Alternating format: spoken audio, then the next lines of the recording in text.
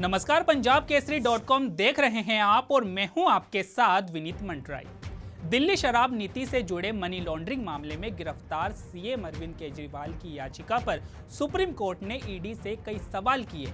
Court ने केंद्रीय जांच एजेंसी से 3 मई तक जवाब देने को कहा है। कोर्ट ने जीवन और स्वतंत्रता को बेहद अहम करार देते हुए लोकसभा चुनाव से पहले केजरीवाल की गिरफ्तारी के समय को लेकर सवाल उठाते हुए ईडी से जवाब देने को कहा। साथ ही कोर्ट ने केंद्रीय जांच एजेंसी से कई अन्य सवाल भी किए हैं। जस्टिस संजीव खन्ना और जस्टिस दीपांकर दत्ता की बेंच ने केजरीवाल की गिरफ्तारी को चुनौती देने वाली याचिका पर 30 अप्रैल को सुनवाई जारी रखी।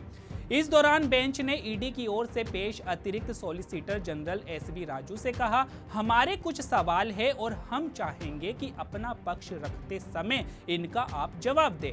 पहला यह कि पीएमएलए पर इस कोर्ट के कई फैसलों के मद्देनजर बिना किसी न्यायिक कार्रवाई के क्या ईडी आपराधिक कार्रवाई शुरू कर सकती है।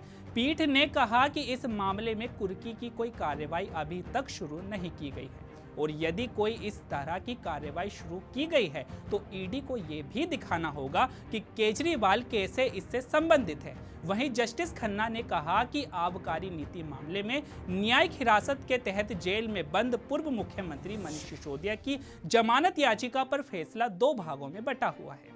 पहला भाग सिसोदिया के पक्ष में था और दूसरा भाग उनके खिलाफ था।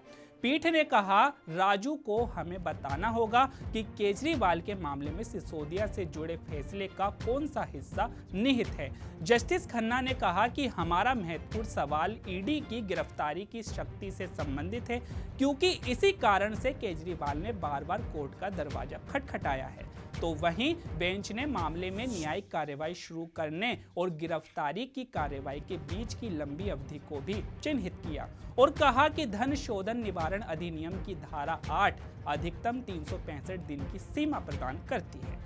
कोर्ट ने ईडी से केजरीवाल की उस याचिका पर सुनवाई की अगली तारीख पर जवाब देने के लिए कहा कि जिसमें उन्होंने कथित शराब नीति मामले से जुड़े मनी लॉन्ड्रिंग केस में अपनी गिरफ्तारी को चुनौती दी है। दरअसल मामले में 21 मार्च को गिरफ्तारी के बाद केजरीवाल न्यायिक हिरासत के तहत तिहाड़ जेल में बंद है। कोर्ट ने 15 अप्रैल को ईडी को नोटिस जारी किया और केजरीवाल की याचिका पर उससे जवाब मांगा। बताते चले कि अदालत में सोमवार से ये सुनवाई जारी है। बीते दिन अभिषेक मनु सिंघवी ने दलील दी कि ईडी ने आदर्श आचार संहिता लागू होने के बाद केजरीवाल को गिरफ्तार किया। या तो उसके पास पर्याप्त सबूत है या कोई ऐसा आधार है जिसके बारे में हमें नहीं पता। जिन बयानों के आधार पर केजरीवाल की गिरफ्तारी हुई है वे 7 से 8 महीने पुराने हैं। राघव मंगुटा ने 4 बयान दिए। सभी बयानों पर भरोसा नहीं किया जा सकता। अगर ईडी को लगता है कि अरविंद केजरीवाल मामले में दोषी है तो जांच एजेंसी ने उन्हें इतने समय तक खुला घूमने दिया। सितंबर 2022 में मामला सामने आया, तब से कोई कार्रवाई नहीं की, अचानक गिरफ्तार किया। वे कोई दुर्दांत अपराधी या आतंकवादी नहीं है जो फ्लाइट पकड़कर भाग जाएंगे। गौरतलब है कि दिल्ली के मुख्यमंत्री अरविंद केजरीवाल को 21 मार्च को ईडी ने दिल्ली की पुरानी शराब नीति से जुड़े मनी लॉन्ड्रिंग मामले में गिरफ्तार किया था।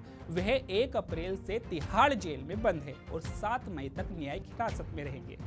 तो अभी के लिए केवल इतना ही। ऐसी ही तमाम खबरों के लिए बने रहिए पंजाब केसरी .com पर। नमस्कार।